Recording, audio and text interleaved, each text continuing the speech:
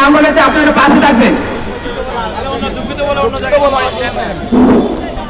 সম্মানিত উপস্থিতি, সবার প্রতি আমার সালাম, আসসালামু আলাইকুম এবং হিন্দু ভাইদের আদাব। আজকে আমরা এই 4 জুনে উপস্থিত হয়েছি। আজকে এই রাজা ভাই ডাকে আমাদের কেন্দ্রীয় সভাপতি আতিক হাসান রাজা ভাই, যিনি আমাদের এই ন্যাশনাল সার্ভিস পরিষদকে তিলে তিলে করে আজ পর্যন্ত এই সংগঠনকে পর্যন্ত দাঁড় করিয়েছেন। আমরা গত 27শে ফেব্রুয়ারিতে জাতীয় সংসদ ভবনের সামনে আমরা এই রাজা ভাইয়ের নেতৃত্বে যে সমাবেশ করেছিলাম, সেটা পৃথিবীর সৃষ্টি হওয়ার পর থেকে আর কোনোদিন এই জাতীয় সংসদ ভবনের সামনে কোনো সমাবেশ হয়নি, যেটা আমরা আমাদের একমাত্র আতিক হাসান রাজা ভাইয়ের নেতৃত্বে করেছিলাম শুধু এই বেকার মুক্ত বাংলাদেশ গড়ার জন্য। আমাদের মাননীয় প্রধানমন্ত্রী তিনি 2008 সালে আমাদের ন্যাশনাল সার্ভিস প্রকল্প চালু করেছিলেন, কিন্তু দুর্ভাগ্যের বিষয় এই 2টি বছর যদিও আমরা এক এক করে হাঁটি হাঁটি পা করে আমরা সব উপজেলা এবং অনেক জেলা থেকে এই ন্যাশনাল সার্ভিস সুবিধা পেয়েছি। আমরা তখন আমাদের অত্যন্ত ভারাক্রান্ত হৃদয় নিয়ে বলতে হয়, আমাদের অসুস্থ বাবা মার মুখে দুমুঠো ভাত তুলে দিতে পেরেছিলাম ভালোভাবে, আমাদের অসুস্থ সন্তানের মুখে 2টো ঔষধ নিয়ে দিতে পেরেছিলাম বাড়িতে। আমরা এই সমাজে আমরা তখন বোঝা হয়ে থাকিনি, কিন্তু এই 2 বছর হাঁটি হাঁটি পা করে পার হয়ে যাওয়ার ফলে আমরা এখন এতটা দারিদ্র বিমুখ হয়ে পড়েছি যে বেকার মুক্ত দেশ গড়ার জন্য আমাদের আতিক হাসান রাজা ভাই শুধু বাংলাদেশের জন্য যেভাবে ন্যাশনাল সার্ভিসের জন্য সামনের কাতারে দাঁড়িয়েছেন, এর জন্য আমরা তাকে প্রাণের অন্তঃস্থল থেকে তাকে কৃতজ্ঞতা জানাই। কারণ তিনি একমাত্র বেকার মুক্ত নিরসনের জন্য সামনে অগ্রসর হয়েছেন। তিনি নিজের জীবনকে বাজি রেখে আমাদের প্রধানমন্ত্রী প্রকল্পকে সামনে উদ্দেশ্য করে রেখে আজকে এই মহাপরিচালকের কার্যালয়, যুব উন্নয়ন অধিদপ্তর ও যুব ক্রীড়া মন্ত্রণালয়, যুব ভবনের সামনে আজকের এই সমাবেশ তারই ডাকে, তারই সান্নিধ্যে, তারই সংকল্পে, তারই ইচ্ছায় আমরা তার হাতে হাত মিলিয়ে সামনে যে কাজগুলো করতে হয় মাননীয় প্রধানমন্ত্রীর প্রতি আকুল আবেদন।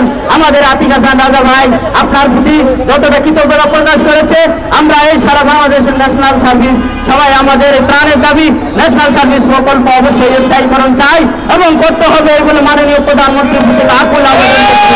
আসসালামু আলাইকুম, ধন্যবাদ। এ পর্যায়ে আপনাদের সাথে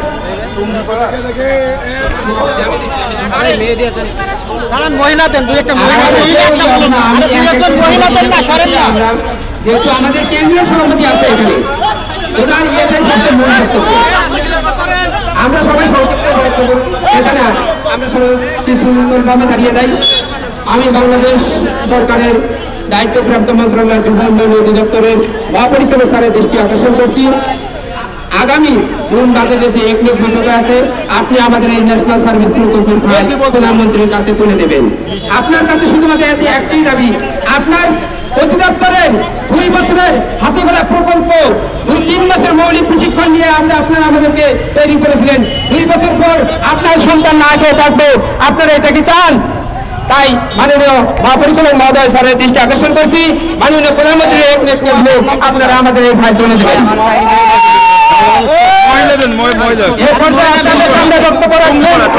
বাংলাদেশ ন্যাশনাল সার্ভিস পরিষদের টুঙ্গিপাড়া উপজেলার মহিলা বিষয়ক সম্পাদক সুমাপু।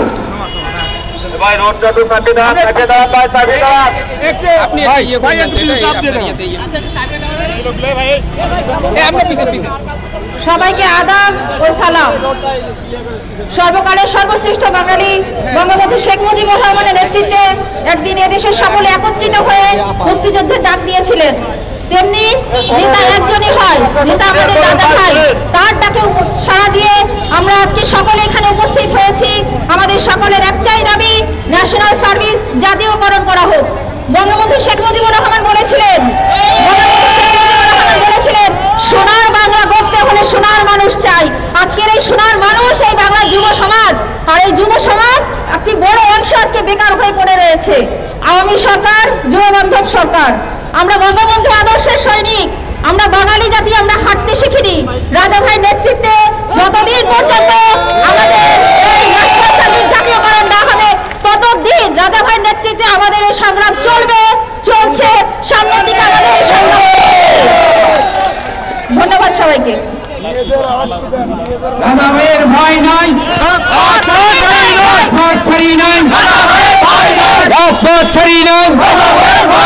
দাদা ভাই এগিয়ে চলেন, আমরা আছি তোমার সাথে। দাদা ভাই এগিয়ে চলেন, আমরা আছি তোমার সাথে। আমরা আছি তোমার সাথে। দাদা ভাই এগিয়ে চলো। জয় বাংলা, জয় বাংলা, জয় বাংলা, জয় বাংলা, জয় বঙ্গবন্ধু, জয় বঙ্গবন্ধু, জয় বঙ্গবন্ধু, জয় বঙ্গবন্ধু। এ পর্যায়ে আপনাদের সামনে বক্তব্য রাখবেন বাংলাদেশ ন্যাশনাল সার্ভিস পরিষদের সাতক্ষীরা উপজেলার থানা উপজেলার মহিলা বিষয়ক সম্পাদক লাকিয়া পাল। আমি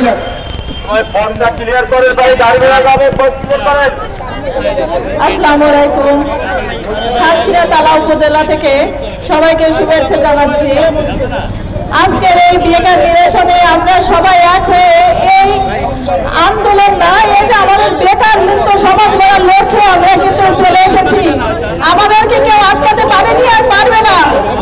আজকের এই বেকার নিরসনে রাজা ভাইয়ের নেতৃত্বে আমরা সবাই যেভাবে সংগঠিতভাবে এসেছি, আমরা বিজয়ের পতাকা নিয়ে আমরা ফিরবো ইনশাল্লাহ। সবাই একসাথে আমরা বিজয়ের পতাকা নিয়ে আমরা ফিরবো আমাদের এই সমাজকে।